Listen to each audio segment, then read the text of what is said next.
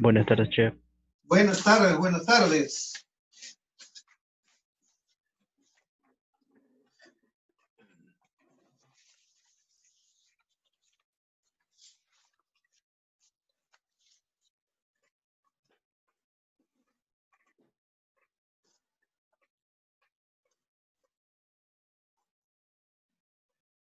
A ver, igual, 4 alumnos nada más en línea, no puede ser.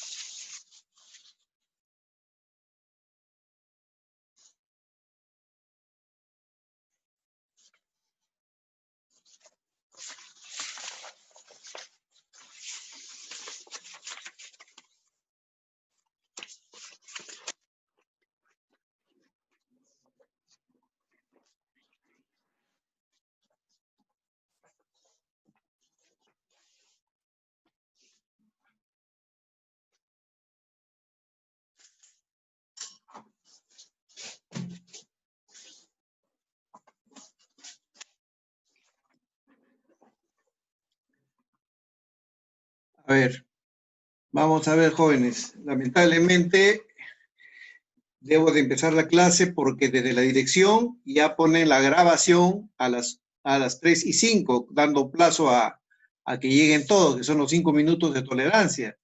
Sin embargo, esa tolerancia es por un caso fortuito, no es para que sea siempre. Y la verdad es que así va a ser bien complicado avanzar parejo. Después yo no estuve presente en la clase. Tenemos que poner un poquito más de empeño, por favor, chicos, en el tema de cumplir con el horario.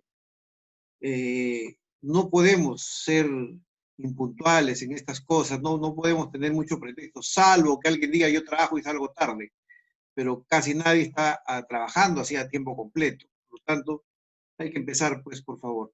Antes de comenzar, quiero hacerles recordar, chicos, yo he tenido que ampliar plazos casi en todos las clases de cada fecha para que puedan cumplir con subir, por favor, sus trabajos. Fíjense, la semana que viene, o máximo la siguiente, es el examen, el primer examen, la primera evaluación de este semestre. ¿Qué notas les voy a poner si es que no tienen los trabajos presentados, por favor? La otra parte es que también les dije de que en este curso igual tenían que cumplir como parte de su trabajo, que es poco lo que les dejo, tener siempre una noticia relativa al rubro gastronómico, pero parece que tampoco son poquísimos los que cumplen. Eso deberíamos empezar la clase dando a pie a que lleguen los demás, en poder tener un poco de intervención. Y ya les he dicho que siempre, así sea un tema de costos, un curso que es de costos, igual siempre tienen que estar atentos al tema gastronómico, a la cultura general en lo que es gastronomía. Pero no sé, ojalá pues que alguien me diga, sí, profesor, yo tengo acá mi noticia, como siempre lo hemos hecho, pero otros que no hablan, otros que no ponen los videos, la de la cámara, la verdad, no sé, sinceramente yo me estoy preocupando porque así no vamos a poder tener una buena comunicación. Ya les he dicho que el profesor no puede pasársela hablando, tiene que haber una interacción con los alumnos, ¿sí? Bueno, ¿alguno de ustedes por casualidad ha traído la noticia de gastronomía que deben de traer en cada curso? Nadie. Digan no por lo menos. No, chef, disculpe. Bueno, les hago recordar, chicos, de que el hecho de estudiar por este sistema no se trata simplemente de prender el video y estar ahí. Hay que cumplir con las tareas. La dirección les ha indicado que tienen que ir armando una carpeta, por favor, es parte de la calificación. Después, si salen desaprobados, van a decir que malo el profesor. Y eso no es así. Creo que yo doy bastantes ventajas, bastantes oportunidades, le doy chance a que presenten trabajos, a que hagan las cosas. Pero no todo depende de mí, chicos. No, yo no voy a decir, no todos estuvieron escuchándome hablar. Pero una cosa es hablar y otra cosa es la participación.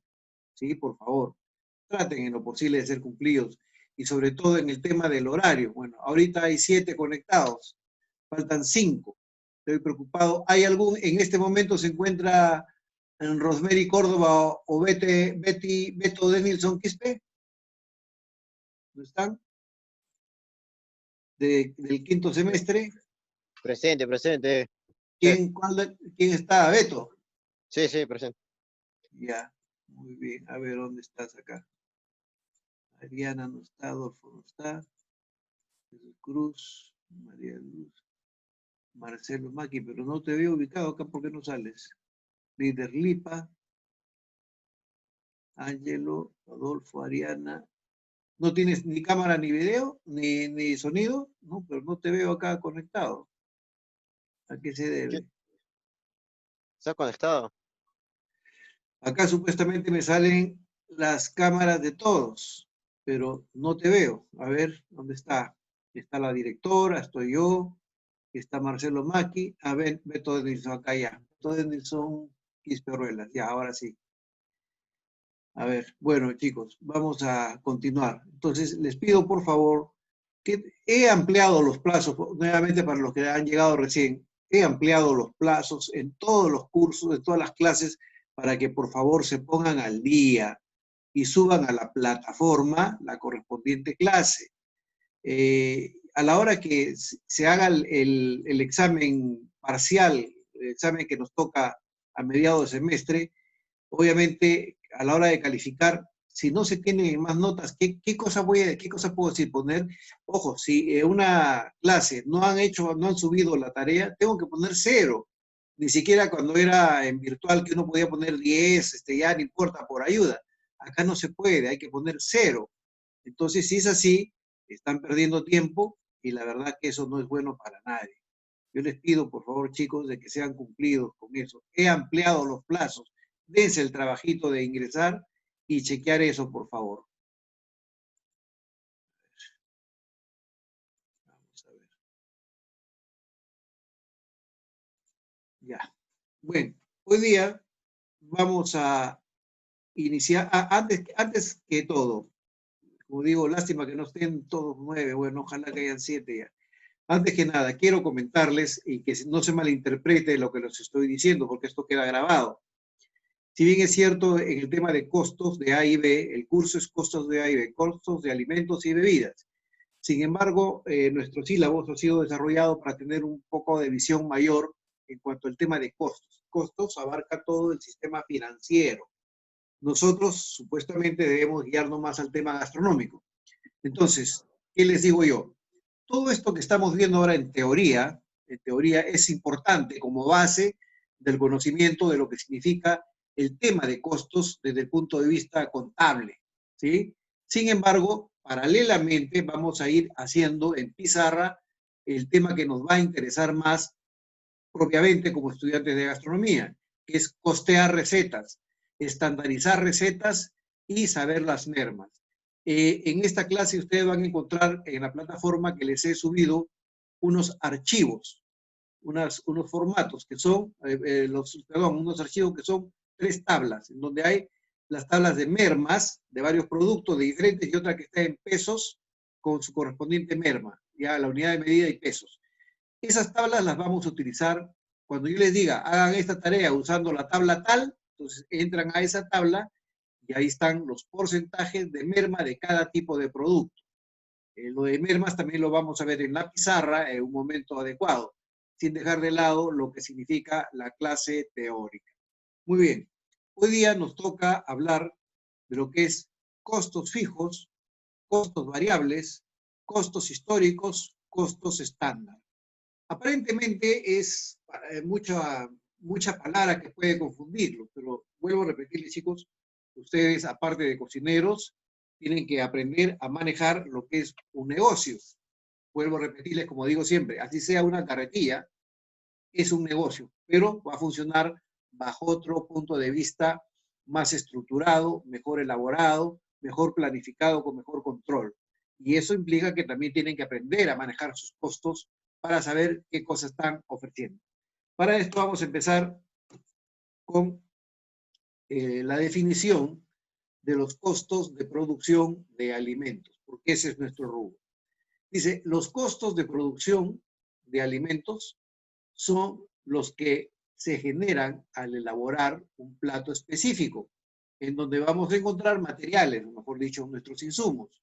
vamos a hablar de mano de obra y los costos indirectos de fabricación. ¿Qué significa esto? Que cuando nosotros vamos a costear, obviamente costeamos recetas, porque quiero nuevamente llegar a que estoy hablando de costos en forma general de empresa, contable, pero nos guiamos a la parte gastronómica. Nosotros vamos a costear recetas.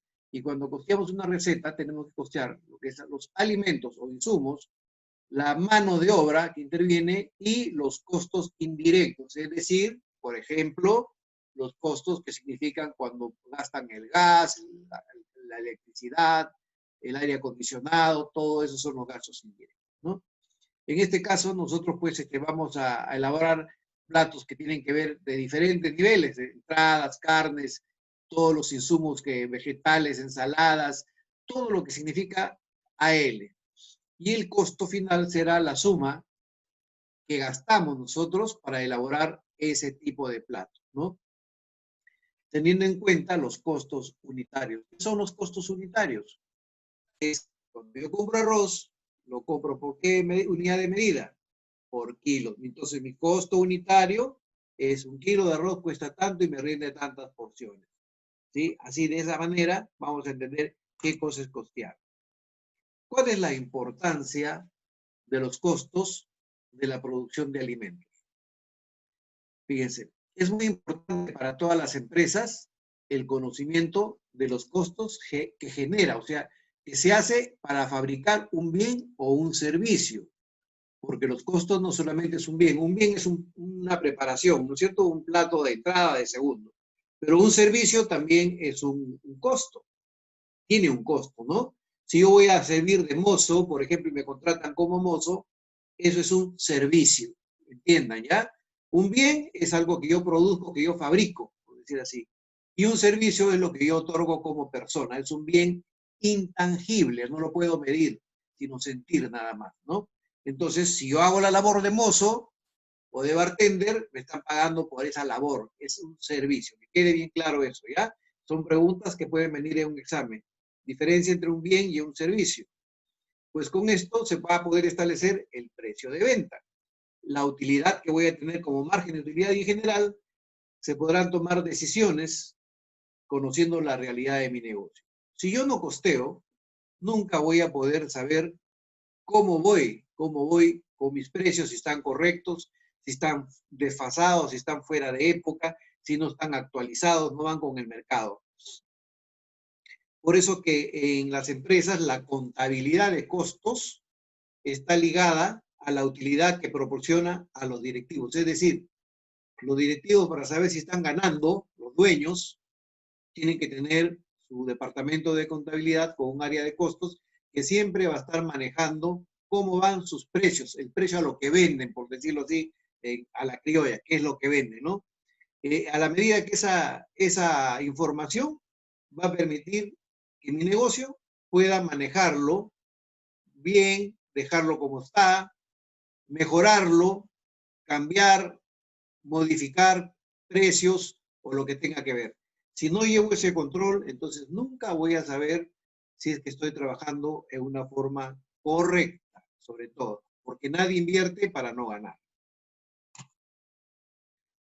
A ver, en un caso práctico es muy importante la aplicación de costos, porque si un restaurante no cuenta con un sistema que le permita conocer cuánto gasta o en qué invierte en cada cosa que hace, estaríamos hablando de problemas posteriores, porque nunca vamos a saber, oye, ¿estoy gastando bien en la cantidad que pongo?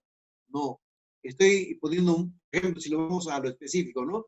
Estoy poniendo 230 gramos de carne en un plato de lomo saltado. ¿Está bien por el precio que cobro? No, esto no me está rindiendo, porque si yo compro 1 kilo de lomo, me salen tantas porciones, y si pongo eso y saco mi costeo, estoy en pérdida. Entonces, esa es la razón por la cual es importantísimo el tema de los costos. Cualquier tema que ustedes les hagan ver, ¿por qué es importante los costos? Tienen 1000 razones para dar por qué es importante costear, ¿sí? Hay muchas razones. Desde el punto de vista de control interno, de saber cómo va la producción y sobre todo para saber si estoy ganando y tengo un beneficio real. También se puede decir que si no se han establecido pasos y porciones para elaborar cada plato, es probable que existan desperdicios de tanto material como de mano de obra que no se puede llevar un control normal. En general, los directivos, los dueños que ponen, que invierten, que no son chefs, no conocen la información acerca de las operaciones de su empresa y de esa manera no podrían tomar decisiones. En cambio, si yo sé, por ejemplo, cuando hablamos de esto, estamos hablando de que hay un momento en que nosotros vamos a estandarizar, recuerden, palabrita, clave, estandarizar recetas. Estandarizar no solamente se estandarizan las recetas, es decir, un formato en donde voy a decir, como ejemplo, un plato de lomo saltado debe tener el equivalente a 180 gramos de papa, a 200 gramos de carne, a 70 gramos de cebolla, 50 gramos de tomate, etc. No solamente es eso, tengo que estandarizar la producción, es decir, un chef, un cocinero, me debe producir tantos platos en tanto tiempo, aparte de lo que es los insumos. Si yo no estandarizo eso, por los dos lados, si no estandarizo porciones y no estandarizo mano de obra, es probable que me estén sacando la vuelta. Una persona que debe producir 10 produce 5, ¿sí? O unos productos que me deben rendir 20 platos me están rendiendo 15. Por eso es importante el costeo, tanto en productos como en mano de obra. Vamos a ver eso mucho más adelante, pero esa es la importancia. Y si yo como dueño de mi negocio desconozco esos temas, entonces me pueden estar engañando y yo creo que estoy trabajando bien.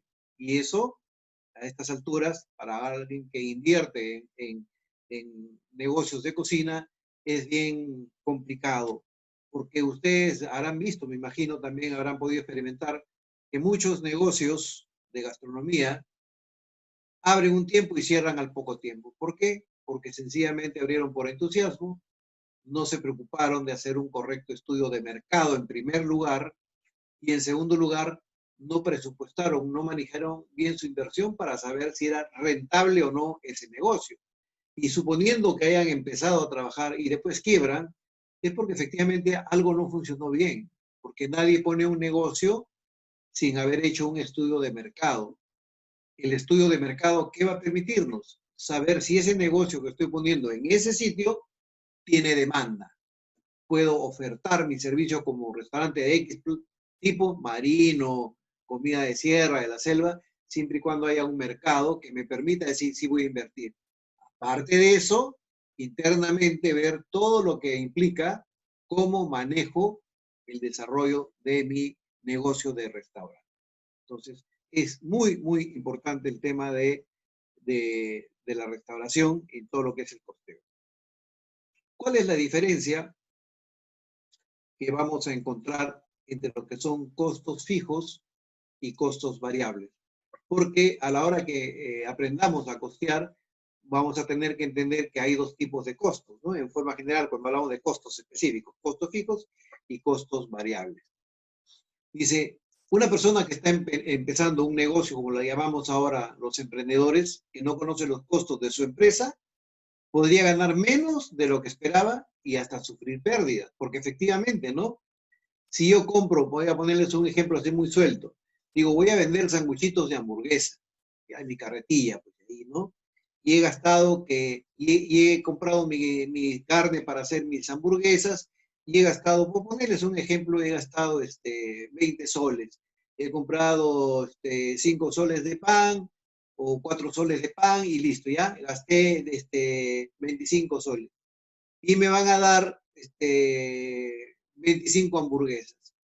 Si las hamburguesas no las vendo a un precio adecuado, entonces yo no voy a vender algo para ganar o recuperar solamente lo que invertí, sino no tendría sentido mi inversión.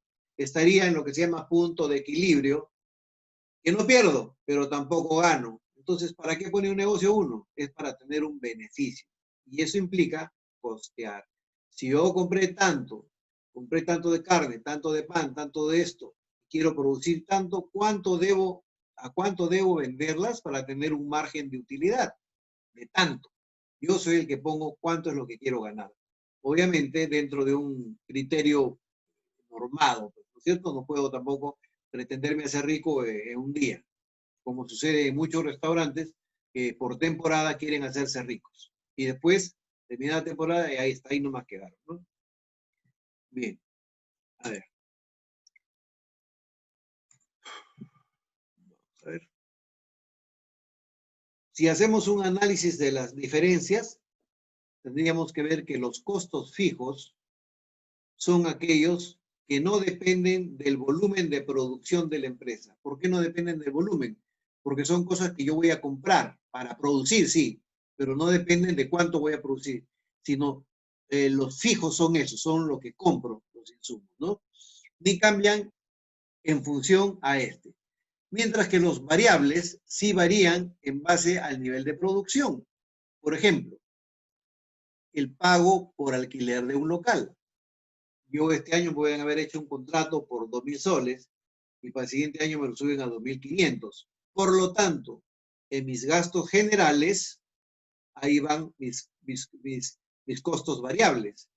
Ya ahora pago más en gastos generales, por lo tanto, en alguna forma, tengo que compensar ese gasto adicional que estoy haciendo, ¿no? Y en cambio, en materia prima, está directamente asociado a los niveles de producción, ¿no? Compro más productos, voy a producir más, ¿sí? Pero son fijos, porque yo sé lo que estoy comprando. El variable es algo que no está directamente relacionado a mi producción, sino al sistema que me rodea. Como digo, alquiler de local, agua, luz, combustibles, eso. Entre los costos variables más comunes, tenemos algunos insumos, pero no los insumos del alimento, sino como el agua, por ejemplo. Si vamos a tener una fábrica de gaseosas, yo sí voy a considerar el agua como uno de mis insumos, ya no dentro del AL de costo fijo, sino variable, porque el agua puede variar en función al volumen que consuma. La tela, por ejemplo, es una industria de confecciones, el hilo, los botones, si es que es para una prenda de vestir, el cuero para la elaboración de zapatos, o el cacao para la elaboración de chocolate. El egreso en estos productos solo se hará efectivo si es que se produce, si es que yo invierto para transformarlos recién, ahí voy a producir. En caso contrario, no habrá desembolso alguno. En cuanto a los costos fijos, los más comunes son los gastos de alquiler, el pago de planillas, los servicios públicos, el teléfono, la luz, el agua, y el cable que no está vinculado a la parte productiva de la empresa, el mantenimiento de los equipos, entre otros. Sin importar la cantidad de mercadería que se produzca, la empresa deberá realizar estos gastos, incluso si no produce nada, porque igual si yo tengo mi planta paralizada por alguna razón, como está sucediendo ahora en día por el tema de la pandemia, muchos negocios a las finales van a cerrar o van a declararse en quiebra. ¿Por qué? Porque tengo mi local alquilado, tengo mi maquinaria paralizada, no produzco, pero igual tengo que pagar alquiler, igual tengo que pagar agua, igual tengo que pagar luz. Si tengo vigilancia, igual tengo que pagar. Por lo tanto, se dan cuenta la diferencia que hay. Sin embargo, hay gastos como el mantenimiento de los equipos, que puede ser una parte fija y la otra variable, dependiendo de la política de las empresas, porque si yo soy una persona ordenada y digo, no, yo todos los meses voy a hacer un mantenimiento a mi maquinaria, suponiendo que yo quiero hacer mantenimiento a mi congeladora, a mi abatidora, a mis cocinas, a todo, y lo tengo como permanente, entonces para mí va a ser un costo fijo. Y el variable sería otro que lo hago eventualmente o cuando se malogre, ¿cierto? Dependiendo de la política que yo quiera poner en mi negocio. Si el mantenimiento se hace en función a las unidades producidas, entonces se trata de costos variables. Si el mantenimiento se hace cada cierto tiempo, independientemente de la cantidad producida, entonces sería un costo fijo. Lo mismo puede pasar con la luz y el agua. Si ambos servicios aumentan a mayores niveles de producción, entonces parte del costo mensual de esos servicios son variables y otra parte fija. Parece un trabalengua, chicos, pero en realidad no se hagan bolas. Tienen que analizar qué cosa es un costo fijo y qué cosa es un costo variable. Por ejemplo, si yo todos los meses compro carne a un proveedor, yo ya sé cuánto voy a comprar de carne. Claro, la carne puede subir de precio, ¿sí? Pero es un costo fijo para mí, porque yo sé que todos los meses compro 50 kilos de carne. En el caso de los costos variables, el agua puede subir no porque consumí más, sino porque subieron la tarifa. La luz de igual manera, el gas de igual manera. No me cobran más porque me pongan más gas en el balón, sino porque subieron, pues, ¿no? Entonces, esos costos variables son los que vienen de esa forma.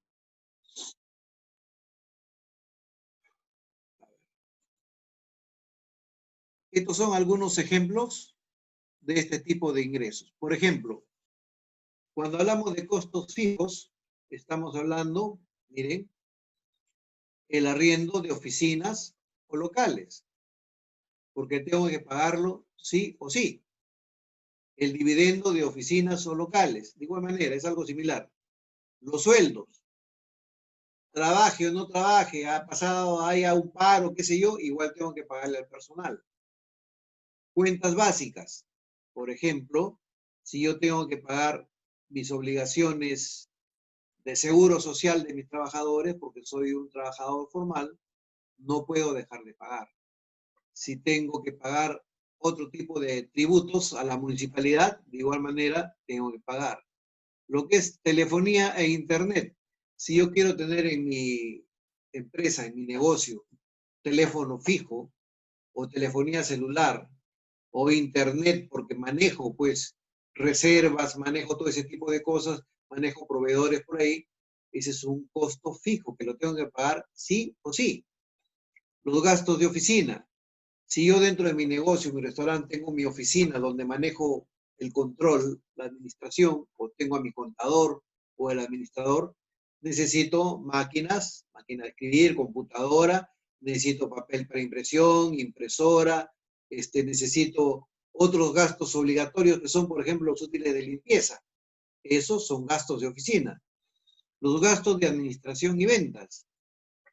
La administración implica que yo tenga que tener personal, por ejemplo, que pago, secretaria de repente, tengo un vigilante, tengo una anfitriona, ¿no? El pago de obligaciones financieras. De repente yo saqué un préstamo y tengo que empezar a pagarlo. Esos son gastos que obligatoriamente tengo que hacer. Y pago de seguros. Los seguros no solamente es el seguro que pago por mis trabajadores, el seguro social, sino tengo que pagar también a veces seguros, por ejemplo, un seguro contra robos, un segundo contra incendios, que es muy factible que pueda suceder en un restaurante. Y mucha gente que hace inversión grande prefiere tomar la previsión del caso y hacer el pago de un seguro, porque imagínense un incendio, perdió todo si es que no está asegurado. En cambio, si sé que he hecho una inversión grande y mi negocio es rentable, prefiero pagar un seguro para tener la posibilidad de no quedarme en la calle. Costos variables. Muy bien. Cuando hablamos de costos variables, estamos hablando de la materia prima, los insumos, las existencias, la mano de obra, el costo de distribución, las comisiones por venta, los proveedores externos para la producción. ¿Por qué son variables? Porque, una vez más, la materia prima, o sea, los alimentos, también tienden a variar por dos razones, o porque compro más o porque subieron el precio. O sea, materia prima es todo en forma general. Insumos le llamamos generalmente a lo que es la cocina, pero materia prima, ahí estoy hablando de inclusive todos los productos que compro que van a ingresar a la cocina, pero de todo lo que es almacén seco, por ejemplo, ¿no? Aceite, ese tipo de cosas. Existencias. En existencias también puede estar mi equipamiento de cocina, lo que es mi batería de cocina, mis uniformes, la mano de obra. Ahí está incluido la mano de obra del personal que trabaja. Si tengo más personal calificado, mi costo será mayor a diferencia de otro que está sin formación académica. Los costos de distribución, suponiendo que yo tenga la opción de delivery, es obvio que voy a gastar en los asistentes que hacen ese reparto. en combustible para las unidades que reparten, sean motocicletas o vehículos. Las comisiones por venta, de igual manera. Hay veces que hay que pagar, cuando yo trabajo en una comisión, por ejemplo, si yo soy un restaurante que estoy en una zona de carretera, por ejemplo, y sé, o no necesariamente en carretera, sino un restaurante, hago un convenio con una empresa de turismo para que los buses que vienen de pasada con turistas coman ahí. Ahí tengo que pagar una comisión porque me están vendiendo mi producto. Esa es una comisión de venta, ¿no? Al dueño de la empresa de turismo se le paga una comisión de diferentes formas de acuerdo al trato que hagan, ¿no? Proveedores externos para la producción. De repente yo tengo que pagarle a quienes me proveen productos directamente de la chacra, como se dice, de la chacra a la olla. No compro en restaurantes, pero igual, al comprar en la chacra a la olla, tengo que pagar, por ejemplo, transporte, ¿no es cierto? Y a veces hay personas que traen productos desde la sierra y eso implica también tener un mayor costo. ¿Qué son? A ver, antes que pasemos a costos históricos. Entonces, quedó claro cuáles son los costos variables y cuáles son los costos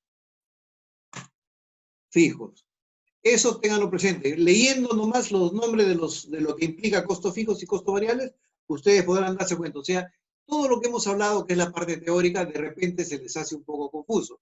Pero tú mira, dices, costos fijos, ¿cuáles son? Allá, alquiler, dividendos, sueldos, cuentas, allá.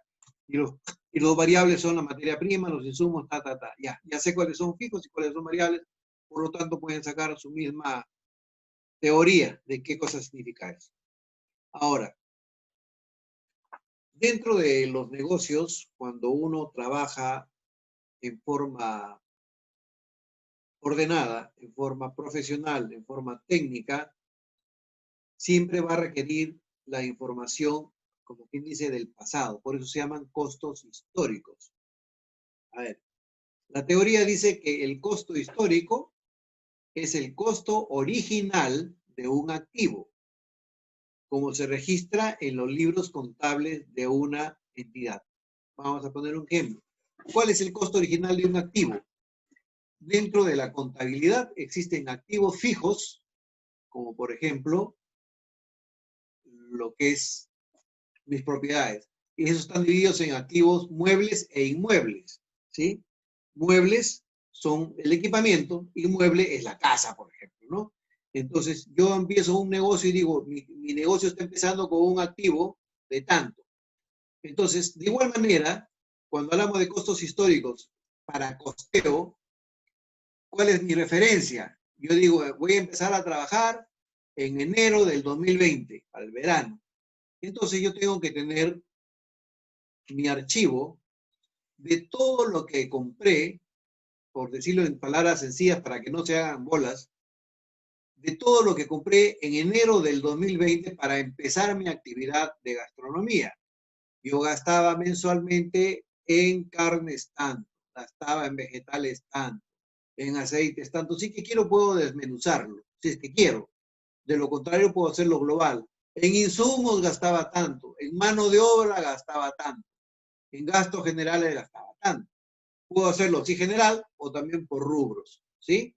Entonces, cuando llega el momento en que, vamos a suponer, ya trabajé un año y estoy empezando un siguiente año, yo quiero hacer un análisis de ver cómo estoy empezando este nuevo año en relación a cómo empecé en el 2020. Y es ahí donde voy a ver todas mis transacciones realizadas, que las ha llevado el contador, para saber. Le digo, imaginemos que ya pasamos al año 2021 y estoy en el mes de marzo. Pero digo, ¿y cómo estoy yendo? Oye, le digo, a ver, pásame un informe. ¿Cuánto gastábamos en el año 2020 en el rubro, en nuestra estructura patrón, o en nuestra estructura real al final, en lo que era AL, en AL, alimentos o insumos? Dice, teníamos un promedio de gasto de 20.000 soles mensuales. Y ahora en este año, ¿cuánto estamos gastando? 23.000. ¿A qué se debe eso? Entonces, ahí viene la importancia de saber el costeo y saber haber guardado la información que nos permite tener los costos históricos. cómo empecé, cómo estoy yendo. Y eso me va a permitir saber qué debo hacer. Si estoy trabajando bien, a qué se debe, ahí puedo analizar a qué se debe esa variación. O que haya subido o que haya bajado. Esos son los costos históricos, en palabras sencillas. Su mismo nombre lo dice, es historia, lo que fue, ¿sí? Y eso, depende de eso, uno puede tomar decisiones en su negocio, porque, vuelvo a repetir, puede hacer que uno esté tomando mala información y de repente tendría que haber corregido cosas, modificado y no lo hizo. O también eso le sirve para planificar y prever. O mejoro, o me quedo ahí, o de repente puedo poner otro negocio más adicional, ¿no? Entonces los costos históricos nos presentan la posibilidad de aclarar en el tiempo cómo vamos en nuestro negocio. ¿Se entendió hasta ahí? Que alguien me conteste por lo menos si entendieron lo que es el costo histórico. ¿Sí? Sí, chef. Sí. Muy bien. Bien, Chef. un costo histórico puede comprobarse fácilmente accediendo a la fuente de compra o documentos comerciales. Por eso la importancia de que cuando uno quiere empezar un negocio en forma normal, en forma correcta, más que todo, no tanto como normal, sino correcta, es decir, tiene que llevar las cosas registradas. Si de repente no tengo posibilidad de contratar a un contador, bueno, pero guardo mis boletas. Por eso es la importancia, chicos, de que todo lo que se compra debe comprarse, aunque sea con boleta. De repente no con factura, pero por lo menos con la boleta. Y sí tener mi archivo en donde yo guardo. Y si tengo la posibilidad de llevar mi registro en donde, para tener una idea más clara, empiezo a separar todo lo que son insumos, en todo lo que es gasto de mano de obra, en todo lo que es gastos generales, caray, cuando termine el año, yo como dueño de mi negocio, voy a tener la tranquilidad de decir, ay, mira, ve cuánto gasté específicamente en cada cosa. De esa manera, vamos a poder tener esa posibilidad de que el costo histórico nos da esa ventaja de poder manejar cómo va nuestro negocio. A veces los costos históricos nos van a dar también como resultado de que debemos manejar, modificar, reajustar cómo van nuestros gastos, ¿sí? Porque para eso es justamente el costo histórico, para saber cómo hemos ido desarrollando. A ver, ahí viene otro tema, costo estándar.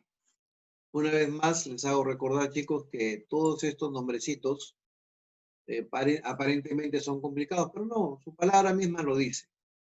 Los costos estándares son costos científicamente predeterminados que sirven de base para medir la actuación real en el momento. Los costos estándar contables no necesitan incorporarse al sistema de contabilidad. Esta es una práctica común con respecto a los estándares de distribución de costos.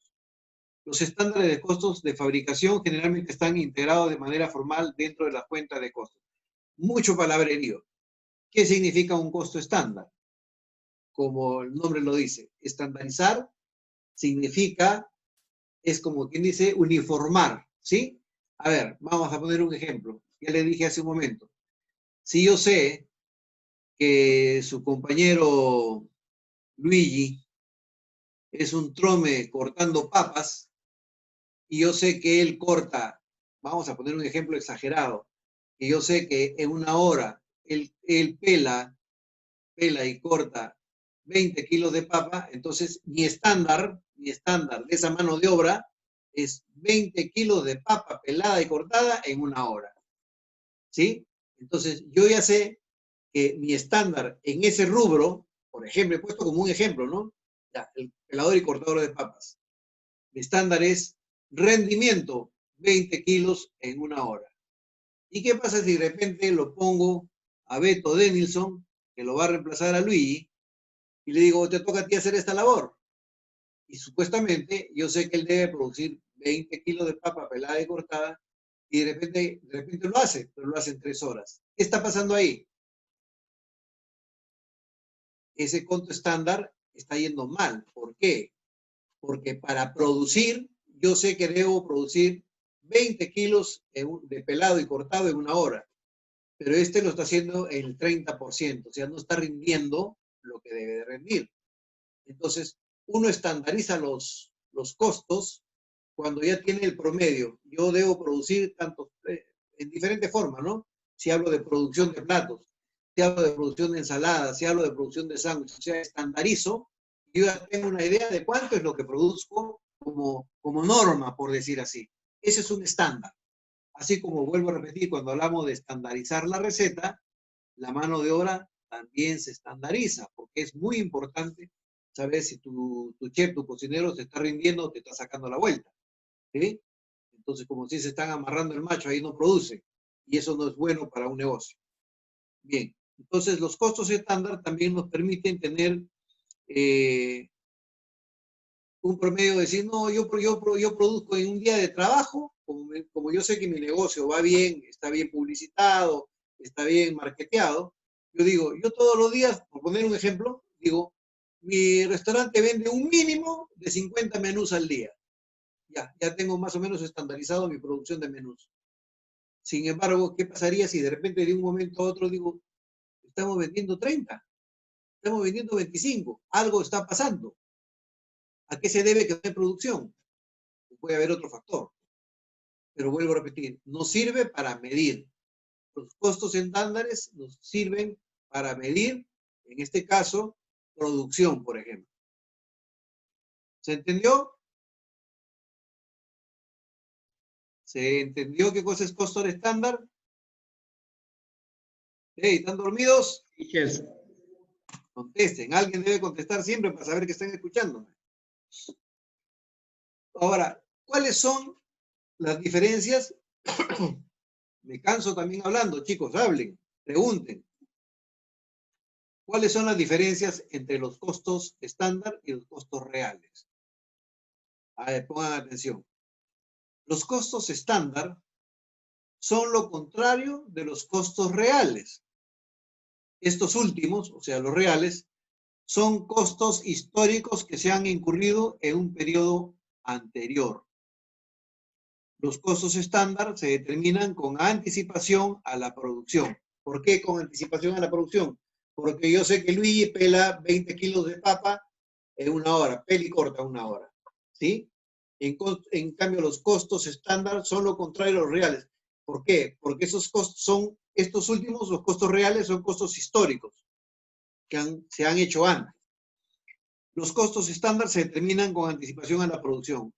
Cuando se usa un sistema de contabilidad de costos estándar, tanto los costos estándar como los reales se reflejan en la cuenta de costos. La diferencia entre el costo real y estándar se llama variación. Digamos, no se confundan mucho porque yo ya les expliqué qué cosa es un costo estándar y un costo real. El estándar es el que yo he medido y sé cuánto produce alguien, por ejemplo. Y el costo real es algo ya pasado. ¿Qué indican las variaciones? Cuando no está igual, oye, pero si yo tenía estandarizado mi producción de corte y pelado de papa en tanto y hay una variación con lo real. Dice, las variaciones indican el grado en que se ha logrado un determinado nivel de actuación establecido por la gerencia. Las variaciones pueden agruparse por departamento, por costo o por elemento de costo, como por ejemplo precio y cantidad. El grado en que puede controlarse una variación depende de la naturaleza del estándar, del costo implicado y de las circunstancias particulares que originaron la variación. Muy complicado, pero tienen que leerlo con paciencia. Ventajas de los costos estándar. Normas o estándares ideales o teóricos. Las normas ideales son normas rígidas que en la práctica nunca pueden alcanzarse. Cuando comenzó a conocerse la contabilidad de costos, los gerentes de negocios tenían tendencias a utilizar normas ideales. La suposición subyacente era que dicha actitud inducirla al personal a tratar de alcanzar el mejor nivel de eficiencia. Una de las ventajas de las normas ideales es que pueden usarse durante periodos relativamente largos sin tener que cambiarse a adecuar. En realidad, en los negocios, cuando un dueño de negocio quiere manejar su negocio de acuerdo a sus normas ideales, como se hacía antes de que existiera ya, digamos, la contabilidad ya como ciencia contable, bien llevada, bien establecida, bien dividida, bien organizada. Antes uno manejaba sus criterios y era lo que debía hacer, lo que decía el jefe se hacía, en la forma que él hacía. En cambio, ahora hay normas y hay procedimientos establecidos para llevar la contabilidad. Entonces, la ventaja de los costos estándar está en que ya tienes algo establecido y no algo que se improvisa como cuando el jefe improvisa diciendo, hazlo de esta manera.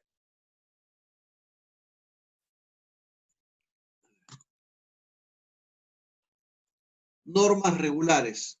Una manera regular se basa en las futuras probabilidades de costos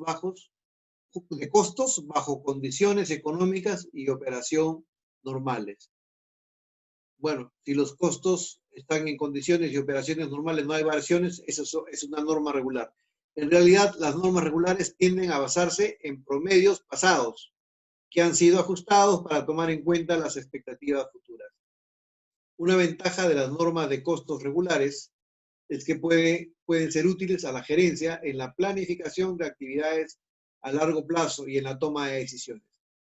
Todas estas cosas que se dicen que es un poco aparentemente complicado, entreverado, no sirven, todo es para planificar el futuro de una empresa, midiendo teniendo en cuenta las medidas económicas, el movimiento económico de una empresa. Todo eso es para eso, ¿ya? O sea, las empresas se miden en función a dinero. Nadie se mueve en una empresa por amor al arte. Y obviamente el dinero, la parte financiera, se ve siempre a través de la contabilidad. En este caso, la contabilidad de costos, que es más analítica, que determina cada espacio, cada proceso que ha tenido cada tipo de negocio, si es un negocio de producción industrial, si es un negocio de servicios, eso nos permite las alto nivel de rendimiento factible. Conceptualmente, este tipo de normas de costo representan el mejor criterio para evaluar la actuación, por lo cual su uso está muy difundido. Las normas basadas en un alto nivel de actuación factible incluyen un margen para ciertas deficiencias de operación que consideran inevitables. Es posible alcanzar o sobrepasar las normas de este tipo mediante una actuación efectiva. A ver, de igual manera, alto nivel de rendimiento factible.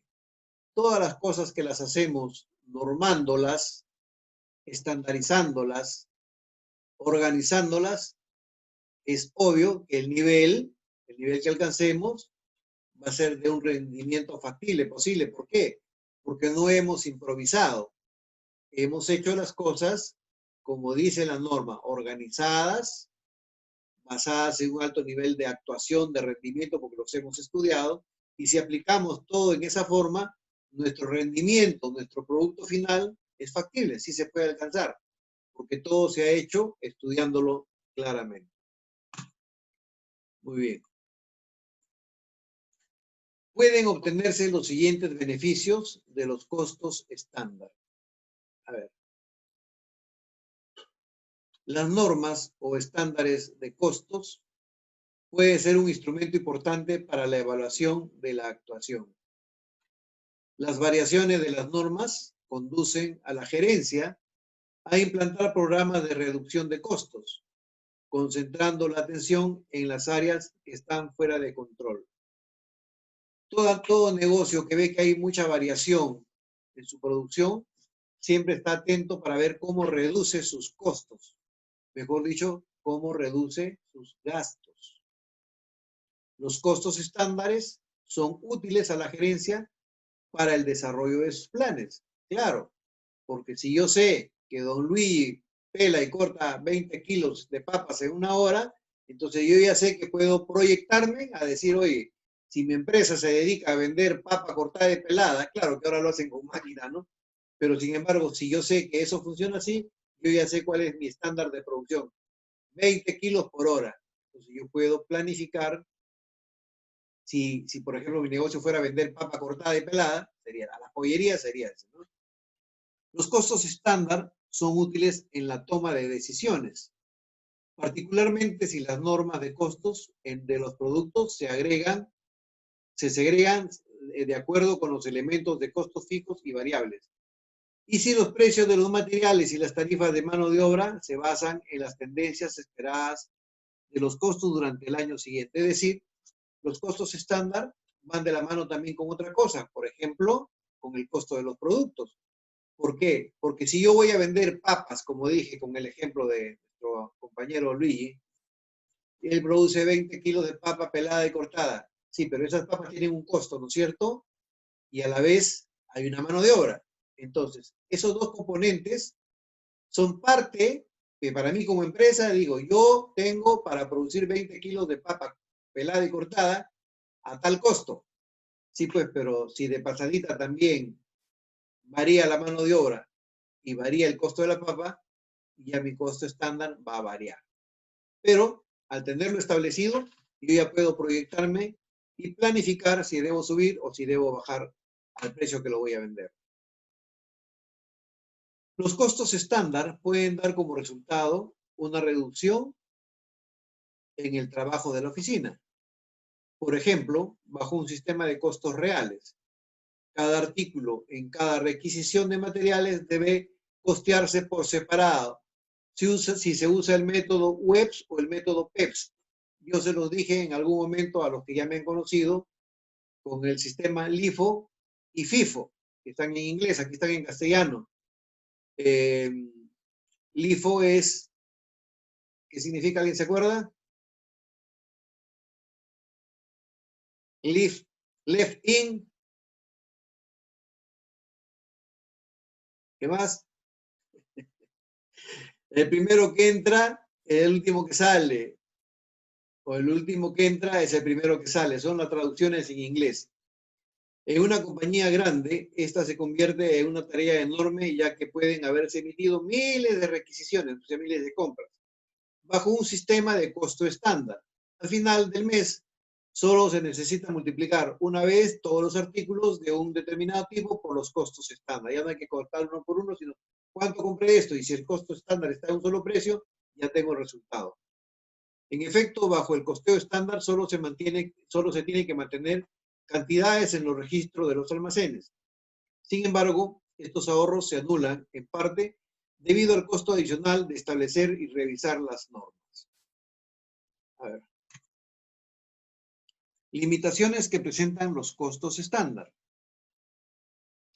Aunque es relativamente sencillo clasificar las suposiciones teóricas que sirven de base para establecer los estándares o normas, en la práctica es mucho más difícil adaptarse a una estructura conceptual específica. El grado de rigidez o flexibilidad de los estándares no puede calcularse de manera precisa, aun cuando las políticas administrativas estén claramente definidas en lo que se respecta al tipo de norma deseada. No se puede tener la certeza de que las normas se han establecido en toda la organización con el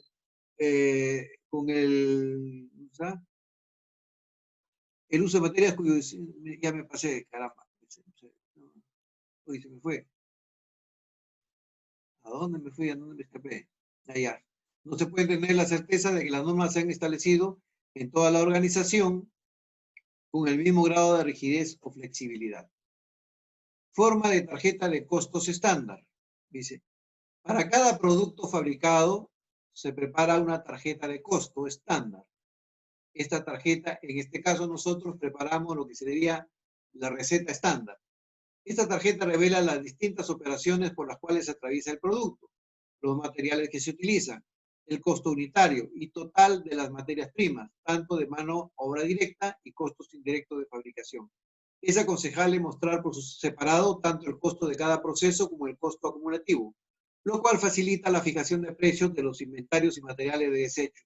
Sin embargo, en la actualidad, mediante paquetes computarizados se puede manejar perfectamente esta información. Es decir, si uno quiere llevar, por ejemplo, su control de almacén o su control de cocina, tiene dos formas de hacerlo. Aparte de estandarizar la receta, en el estándar de la receta, están las cantidades que ingresan y los procedimientos que se hace para que salga el plato. Sin embargo, como tarjeta de costo estándar, yo tengo que decir, aparte de eso, costear. Digo, arroz, tantos gramos, cuesta tanto. 180 gramos de lomo fino, cuesta tanto. Tanto de cebolla, cuesta tanto. Tanto de tomate, cuesta tanto. Eso sería la tarjeta de costo estándar. Porque otra cosa es la receta estandarizada, es el procedimiento y los insumos que ingresan, con las cantidades. En la otra están costeados cada insumo que entra. Es bastante amplio. Sin embargo, en la actualidad existen programas informáticos que nos permiten hacer todo eso y ayudan al que trabaja en el almacén o ayuda inclusive al chef. Estos programas que se venden en la actualidad, que son bastante caritos, que hay que instalarlos para que se manejen en los restaurantes grandes, generalmente en los restaurantes de hoteles, uno puede manejar el control del almacén, de todo lo que se pide, para llevar el control y saber qué cosas hay que reponer, qué cosas hay que comprar. De igual manera, estos programas tienen tantos rubros que se puede saber, por ejemplo, una receta, cuántos ingredientes deben ingresar y qué cantidades de cada uno. Son programas muy bonitos que en realidad lo ideal sería conocerlos. Existen en Internet, hay algunos programas gratuitos que sugiero puedan revisar para que vean en qué consiste un programa de cocina, de gastronómico para lo que es cocina. Hay algunos que son gratuitos todavía y se pueden chequear para que tengan una idea qué cosas hacen esos programas. Así como existe el programa para lo que es la parte de comedor, en donde están las comandas electrónicas y todo eso, igual existe el sistema para lo que es cocina, para lo que es almacén, por ejemplo. Estándares de costos de materiales. El costo estándar de las materias primas consta de dos elementos: cantidad y precio. Las normas de cantidad de materiales deberían incluir normalmente no solo los ingredientes brutos, sino también las piezas compradas, los visibles o que puedan identificarse directamente con el producto. Por lo general, las cantidades estándar son desarrolladas por los ingenieros y están formadas por los materiales más económicos de acuerdo con el diseño y calidad del producto.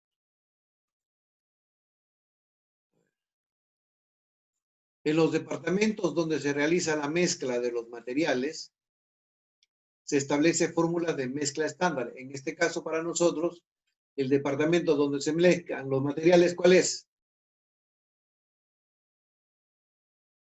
¿Cuál es el departamento donde se mezclan los materiales, los insumos? ¿Nadie sabe? Chicos, no duerman. ¿No hay nadie escuchando? ¿Ya puede repetir la pregunta? ¿Dónde es el departamento donde se mezclan los insumos en nuestro caso? No están atentos, ¿ya ven? En la cocina, pues, en la cocina. Aquí estamos hablando de los departamentos de una industria en forma general, no específicamente de una cocina. Pero si nosotros vemos que las mezclas de los materiales, en este caso los insumos, se mezclan, ¿dónde? En la cocina. Cuando se requieren muchas clases distintas de materiales, de materias primas para un producto. Los tipos y cantidades estándar de cada materia prima pueden especificarse en un formato llamado lista estándar de materiales. Las normas de costo de los materiales suponen la existencia de un adecuado planeamiento de materiales, así como de procedimientos de control y el uso de materiales cuyo diseño, calidad y especificaciones están estandarizados. Los márgenes de deterioro, que incluyen encogimiento, desperdicios, se consideran normales o inevitables. Finalmente, tenemos los estándares de mano de obra. Ya está más leerles todo esto porque ya estarán dormidos. Pero bueno, ya sabemos que el estándar de mano de obra consta de dos elementos: la producción estándar o asignada por hora y la tasa salarial por hora. Es decir, ¿cómo hago mi estándar de mano de obra? Otra vez sigo con el ejemplo de Luigi. Me pela 20 kilos de papa y corta en 1 hora y me cobra por hora 50 soles, por decir así. Entonces, en 2 horas, perdón, en la hora me va a cobrar él 50 soles por eso. Yo ya sé cuál es mi estándar de mano de obra. 20 kilos de papa cortado y pelado, yo pago 50 soles. Ese es mi estándar de mano de obra. un segundito, quiero chequear acá algo.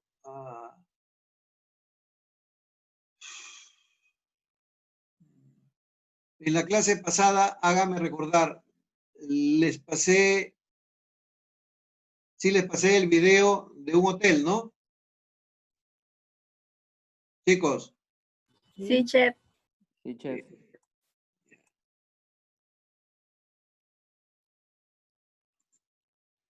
Ok, a ver. Muy bien. Sí, chef. Un ratito. Ya, Sí, sí. ya. Un ratito. Miren, les estoy poniendo en el archivo. En el archivo he subido. A ver, ¿dónde está? Primero voy a poner esto.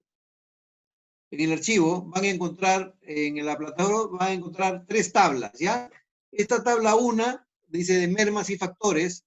Esa tabla la van a emplear cuando yo les deje una tarea y les diga usen la tabla 1, la tabla 2 o la tabla 3, porque aquí están los insumos con sus respectivos porcentajes de merma, ¿sí? Por ejemplo, el pulpo tiene una merma de 30% y obviamente se utiliza el 70%. Langostino, 15% de merma, 85% utilizado.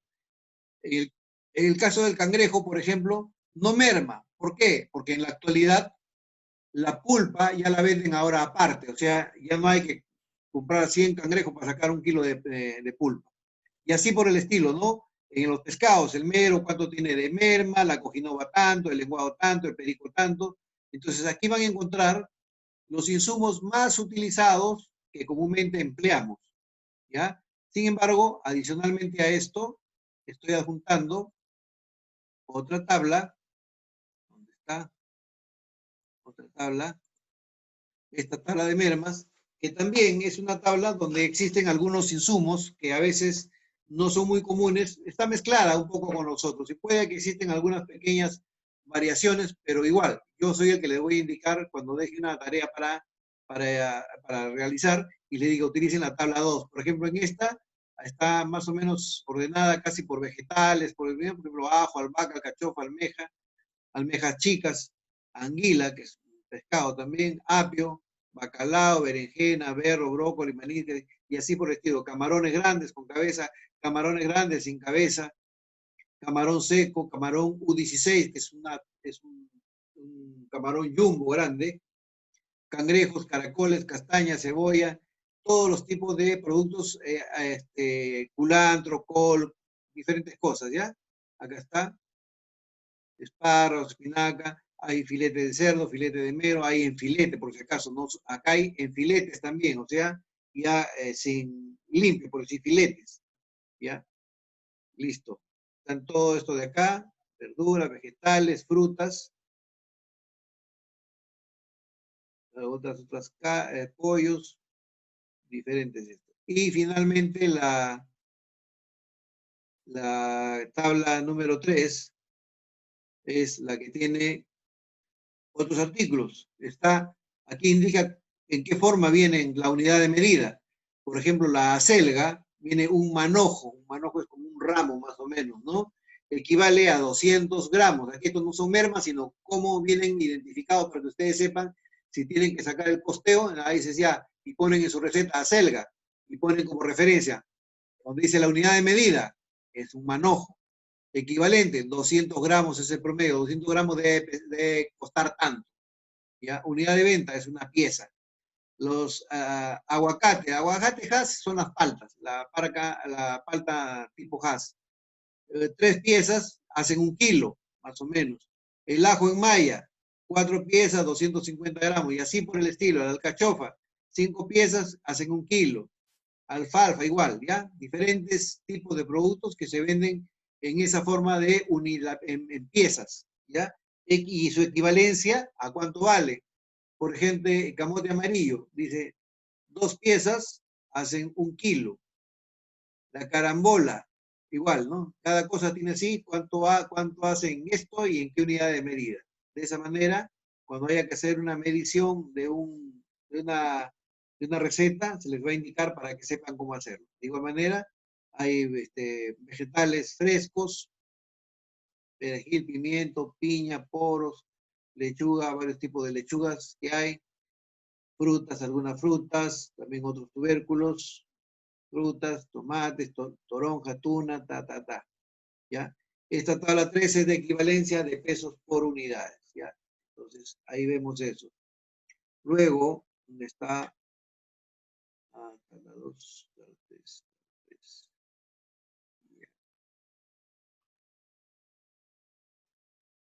A ver.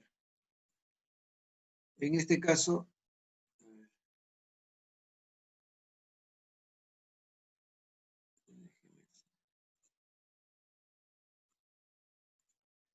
ya, la tarea que va a hacerse para la siguiente clase consiste en lo siguiente. Pongan atención, ahorita en la pizarra vamos a desarrollar la tarea pasada.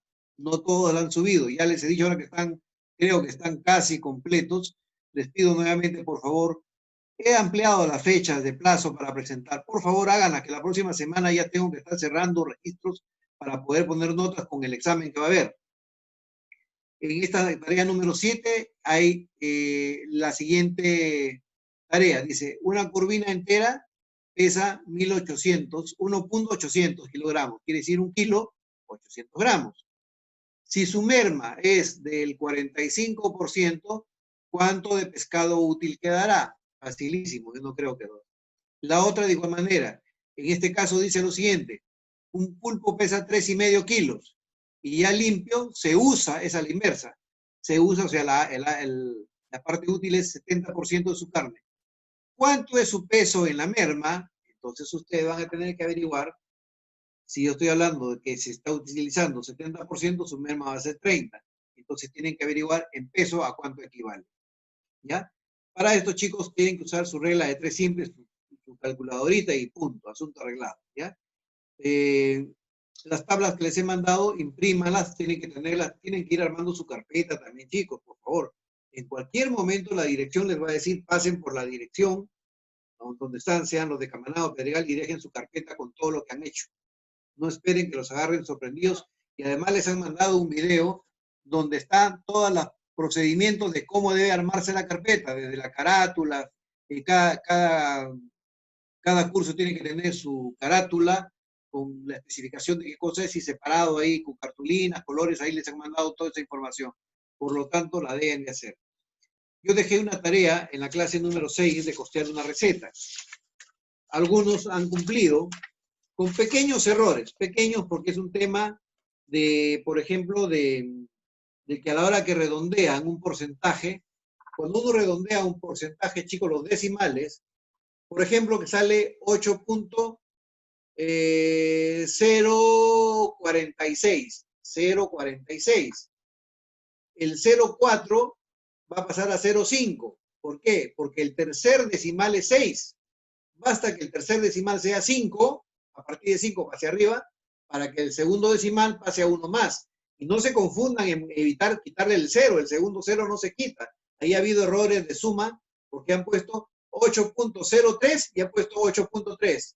Es muy distinto, 8.30 a 8.03. ¿Ah? Dense cuenta de eso. Vamos a pasar a la pizarra un momentito con la finalidad, a pesar de que algunos no han hecho la tarea, pero ya no importa, para proceder nuevamente a llenar lo que tenía que haberse puesto en esa tarea. A ver, voy a poner con lapicero rojo, un poco para que sea notorio. Ya ustedes supuestamente han sacado, a través de una regla de 3 simple, han sacado los porcentajes de cada uno de los productos que hemos tenido acá, a la vista. A ver. Por ejemplo, aquí en el primer producto, hemos sacado el precio, si 1.000 gramos costaba 24 soles, 160 gramos, ¿cuánto va a costar? Se hacía su sencilla operación, que ya saben que es una operación cruzada, 160 por 24 entre 1.000. Chicos, si alguien sabe sacarlo más rápido, hágalo. Yo estoy haciendo lo más fácil para el que no lo entiende, ¿ya? Se multiplica en cruz y listo. Aquí el resultado del primer precio era 3.84. 3.84. 0.84. El segundo era de la pasta de ají. 1 kilo o 1000 gramos cuesta 8 soles. 30 gramos que se va a usar, ¿cuánto costaba? Cuesta 0.24. 0.24. Aquí, en papa blanca, 1000 gramos. Recuerden que ponemos en gramos, porque si yo pongo 1 kilo no puedo hacer la operación. 1 kilo son 1000 gramos. Cuesta 2 soles 50. 120 gramos, ¿cuánto será? El resultado es 0.30. 0.30. ¿Sí? De igual manera, en zanahoria, el resultado es 0.10 céntimos. 0.10 céntimos. Alverjitas, el resultado es 0. Cambiarme de lentes, estos. A ver, alverjitas, el resultado es 0.48. 0.48. Arroz tacuarí, 0.30. 0.30. En culantro es 0.11. 0.11. En ajos entero es 0.48. 0.48. En cebolla morada, 0.22. 0.22. Pimienta negra, 0.88. 0.88. Al igual que en comino, 0.88. Luego 0.09. 0.09. 0.09. La sumatoria de todo esto, que es el costeo de mi AL, solamente estoy costeando la primera parte de la estructura, que es el AL, ¿no? La sumatoria me daba 8.01, 8 soles 0.1. Entonces, si yo ya sé cuál es mi AL, que es 8.01, y sé que mi AL es 45%, entonces yo tengo acá 8.01. Y de igual manera, por una regla de 3 simple, sencillísima, si yo sé que 45% equivale a 8.01, 8% ¿a cuánto equivale? Igual, una regla de 3 es 1.42. 1.42. De igual manera, ¿puedo tomar como referencia esto o puedo tomar como referencia? Si yo tomo como referencia que 1.42 es 8%, 22% ¿cuándo es? También me va a dar. Pero si quiero tomo como norma, como ejemplo, el AL nada más. Porque viene a ser lo mismo. Si 45% es 8.01, 22% ¿cuánto será? Me sale 3.92. Y el beneficio neto, que es el 25%, es 4.45. Mi subtotal de esta primera parte de la estructura patrón es 17 soles 80.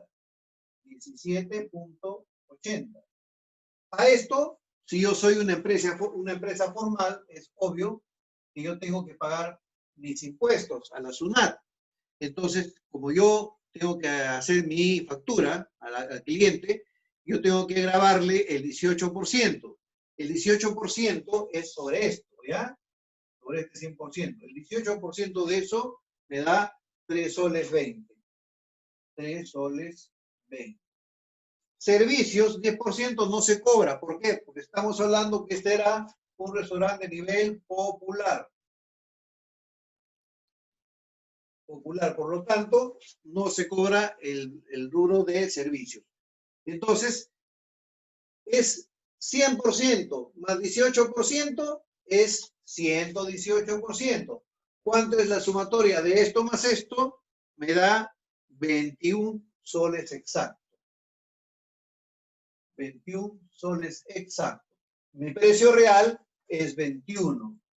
Aquí algunos se equivocaron porque cuando aquí sale, vamos a suponer que en el precio real me hubiese dado 20.75, bueno, en las cartas donde está el menú, nunca se puede poner así con centavos, ya no se usa. Se le pone al inmediato superior, en ese caso ya entraba 21, ya esto no va. Ese es el precio real. Y algunos no sé por qué han dividido y me han puesto por porción. Recuerden que en la receta dice un pax. Un pax significa una porción, ¿ya? Si yo hubiese puesto que esta receta era para 2 packs, entonces este resultado final lo tenían que dividir entre 2. Pero es un pax, que equivale a una porción. Eso que quede claro para efectos de que en una próxima sepan cómo hacerlo. La mayoría lo ha hecho bien. Han habido errores, como les digo, simplemente de interpretación de lo que es el redondeo. Bien. Con respecto a lo que vamos a ver de mermas, en mermas vamos a ver también algunos detalles que son importantes, porque no solamente se trata de sacar la merma, es decir, saber cuánto se desperdicia de un producto, no solamente consta en eso, ¿ya? Porque cuando vamos de mermas, les pongo un ejemplo hablado, la próxima vez lo vamos a hacer como ejemplo y voy a dejar como ejemplo también. En esta tarea que hemos dejado, estamos solamente hablando de que digan cuánto es la merma y en el otro caso, cuál es el peso de la merma. Que es sencillísimo. Sin embargo, también se va a producir otro detalle que sí es importante, que son los más importantes que aprendan. Por ejemplo, a ver, en teoría se los digo, ¿ya? Más o menos para que a ver si es que alguien interpreta algo. A ver si es que alguien me contesta algo. Imaginemos que tengo un pescado. Vamos a poner como ejemplo un pescado, ¿ya? Una corvina. Y esa corvina pesa 2 kilos, ¿ya? Y así entera, como está, enterita, entera como están vendiéndola en el mercado, sin limpiarla, entera me ha costado, vamos a poner que esa corvina que pesa 2 kilos, me ha costado 60 soles, ¿ya? Entonces, y yo como cocinero, digo, ay, tengo una corvina que pesa 2 kilos. 2 kilos, ¿cuántos gramos es? ¿Alguien que conteste? 2000. 2000. 2.000 gramos, ¿correcto? Ya. Vamos a suponer que mentalmente yo digo, uy, ya, tengo 2.000 gramos y yo voy a presentar platos de ceviche con 200 gramos cada uno. ¿Cuántos platos de ceviche me van a salir? A ver, si tengo 2.000 gramos y cada porción es de 200 gramos, ¿cuántos platos de ceviche me van a salir? Unos 5, ¿Por qué 5? descontando la merma. Ah, ya, a eso quería. Independientemente de descontar la merma, que es un buen punto, ¿quién es el que ha hablado? Yo, Beto, Beto, muy bien. Independientemente de que hayan descontado la merma, viene otro tema, que a veces ahí está el error. Les dije que ese pescado que costaba, que pesaba 2 kilos, me ha costado 30 soles cada kilo, o sea, 60 soles, ¿no es cierto? Perfecto. Vamos a imaginarnos que la merma es el 50%. Entonces, de los 2 kilos, ¿cuánto me está quedando? Si la merma es 50%, ¿cuánto me está quitando si le quito la merma? 1000 gramos. 1.000 gramos, ¿correcto? Entonces, 1.000 gramos. Pregunta es, ¿y cuánto va a costar ahora esos 1.000 gramos? 60 soles. 60, porque no puedes votar lo que has votado, ¿cierto? O sea, Sí. ahí, a veces ahí viene el error. Lo que va a diferenciar es de que vas a tener menos porciones que si pensaras en un pescado en bruto como 2.000 gramos. Ahí viene el error que cometen muchos. ¿Por qué? Porque una cosa es que tú votes la merma físicamente del pescado, lo que has desechado, pero lo que te queda no puede bajar de precio. Lo mínimo que puede hacer es valer lo mismo, en el peor de los casos, valer lo mismo, para que no tengas pérdida. Generalmente los que venden le suben. Entonces, ahí hay que tener presente ese detalle. Que cuando yo boto la merma, lo que me quede en útil, mínimo tiene que seguir costando lo mismo que me costó en bruto, porque si no, es como estar botando plata. Me tiene que costar. ¿Y cuál es la diferencia? Que en lugar de sacar más porciones con el precio en bruto, me va a salir menos porciones con la presión, quitándole la merma, o sea, con la porción útil. Y lo que sí tengo que ajustar ahí para tener utilidad es que si ahora me salen 5 porciones, es obvio que tengo que ponerlas a un precio donde no solamente gane 60 soles, sino estaría perdiendo, pues. O sea, no estaría perdiendo, pero tampoco estaría ganando. Entonces, tengo más que 5 porciones, ya no tengo 10. Entonces tengo que venderlas a un precio que me permitan ganar más de lo que gasté, de los 60 soles. Esos pequeños detalles son los que hay que tener en práctica en lo que es el costeo. Luego, otro detalle adicional que hay que tener en cuenta, y se lo voy diciendo en teoría porque, bueno, tengo que explicárselo porque el tema de costeo de recetas, específicamente como práctica, vamos a hacer la parte de lo que está en el sílabo. En el costeo de recetas hay otro detalle que tienen que tomar en cuenta ya desde ahora. Ustedes han visto que uno de los puntos que se hace al costear es el cobro del IGB, ¿no es cierto? El IGB. Pregunta. Cuando vamos al mercado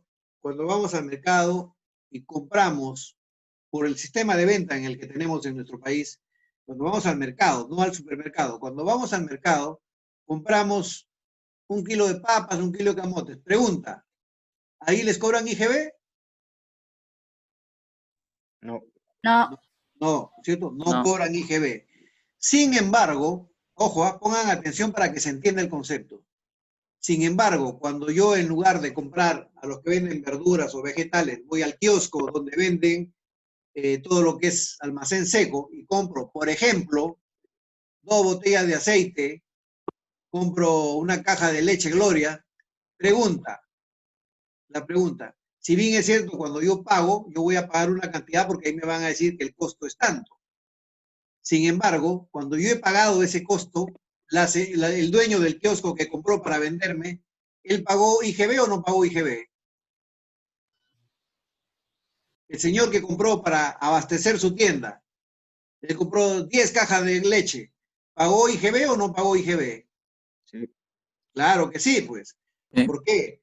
Porque, pongan atención, todos los productos que han sido procesados industrialmente, es decir, aquellos productos como todo lo que es embotellado, embolsado, encajado, ya pagan IGB, porque son de industria, ¿entiende?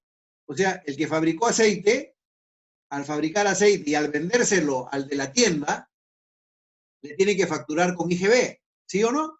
¿Sí? Contesten, chicos. Sí. Correcto. Ya, despiértense. Entonces, cuando el fabricante le vende al de la tienda, él le vende y el de la tienda tiene que pagar su factura con IGB, ¿no es cierto? Pero cuando te la vende a ti, él ya, ese IGB lo ha puesto en su costo. Es decir, si a él pagó por una botella, vamos a poner un ejemplo, si él pagó por una botella de aceite, vamos a suponer 10 soles 20, él te lo va a vender a 11 soles 50, porque él ya está ahí cobrándote el IGB, por poner un ejemplo, ¿no? Entonces tú compras y ya pagaste el IGB. No te va a decir porque tampoco te da factura. Sin embargo, ese producto ya está grabado con el IGB, ya pagó su impuesto al Estado. Entonces, cuando tú haces tu relación de insumos, y tienes ahí, por ejemplo, aceite, a ese aceite tienes que quitarle el 18% de IGB. ¿Sabes por qué? Porque aquí se lo estarías cobrando duplicado. Al final, tú pones IGB a todo. Sin embargo, ese producto ya pagó su IGB, que es un impuesto que se paga al Estado. Entonces, cuando ustedes tengan ahí una receta para costeo y ahí les toque insumos industrializados, como leche en tarro, leche en pack, aceite, todo lo que viene embolsado, ustedes son los que van a poner el detalle ahí, ¿ya? Porque acá tiene que haber una columna en el formato que les mandé anteriormente, y ahí está el formato donde está para quitar el IGB, la merma, ¿sí? Pero a la vez, ahí pueden poner una opción para quitarle el IGB. Entonces, a ese producto, a ese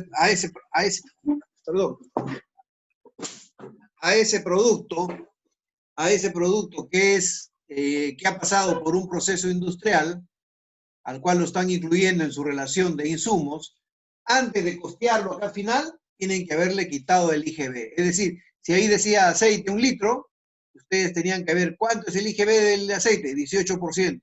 Le quitas el 18% y su precio acá, ¿dónde está el precio acá? El precio que te va a servir de referencia, ese es el precio que va a estar ya sin IGB, ¿sí? Porque si no, aquí estarías duplicándose.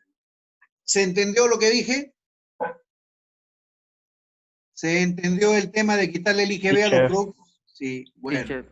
Entonces Chef. ya, tiene que tener presente cuando en su receta haya un producto industrializado. Ahí pone una marquita, un asterisco en la primera fila que esté en blanco en su formato que les he dado y ponen sin IGB. Sin IGB, entonces quiere decir que el precio que van a poner acá es porque ya le quitaron el IGB. Eso que quede claro, porque si no se estaría duplicando. Muy bien, chicos, revisen sus recetas. A los que le dejé la receta esta que hemos hecho acá, ya no importa, súbanla de todas maneras a la plataforma, pero este es el resultado final. El siguiente ejercicio que estamos haciendo, de igual manera, súbanlo, desarrollenlo y súbanlo, y hacen el procedimiento ahí indicando cómo lo han hecho, y lo suben. Por favor, chicos, les pido que en cada trabajo pongan también su tarea que incluye, en el mismo archivo deben mandar ahí su noticia relacionada al mundo de la gastronomía. Por favor, ustedes son los que tienen menos información subida a la plataforma, y a pesar de que yo me doy el trabajito de ponerles toda la información, les mando la clase en Word para que ustedes puedan armar sus separatas. Chicos, tengan presente eso, por favor, ¿ya? No hagan que yo quede mal ante la dirección. La dirección confía en ustedes también. Ustedes ya no son primerizos, ya están en tercero y en quinto semestre. Por lo tanto, les pido por favor que traten en lo posible de hacer las cosas bien. ¿Alguna consulta, inquietud o algo que decirme para la siguiente clase? Todas las tareas tenemos que imprimirlo. Ustedes tienen que armar su carpeta. En su carpeta tienen que estar sus trabajos. Pues, ¿cómo van a acreditar que han hecho el trabajo? El trabajo que lo ponen en la plataforma es para que el profesor lo vea, pero ustedes tienen que tenerlo impreso. Por eso les digo, aparte del PowerPoint, que es la clase que yo les mando, yo me doy el trabajo de mandarles el archivo de la misma clase. Inclusive en el archivo Word está más ampliada la clase. Si ustedes sacaran copia a todos los archivos Word que les he mandado de la primera clase, es para que armen su separata, es decir, como pusieran su libro de todo lo que hemos hecho de costos. Esa es la intención de mandarles. Por lo menos yo les mando así para que tengan cómo estudiar, salvo que solamente quieran estudiar entrando al internet, ¿no? Entonces no es lo mismo estudiar en la pantalla que tener físicamente su separata para estudiar cada curso. Esa es la intención y por eso me doy el trabajo de mandarles los archivos de esa forma. Cumplan, por favor, con el formato que ha mandado la institución con respecto de cómo armar su carpeta personal, con la carátula, con todo lo que implica los colores que le han puesto, todo para que tengan esa es una nota más. La asistencia es otra nota más. A partir de las siguientes clases vamos a tener cuestionarios que para contestar verdadero o falso, o las opciones. El examen que se va a hacer es probable que no pase de 5 preguntas, es probable, no sé si eran 5 o algo más, pero es probable. Y los tiempos que se da para los exámenes son cortísimos, ¿ya? Entonces, yo voy a tomar cosas muy, muy precisas.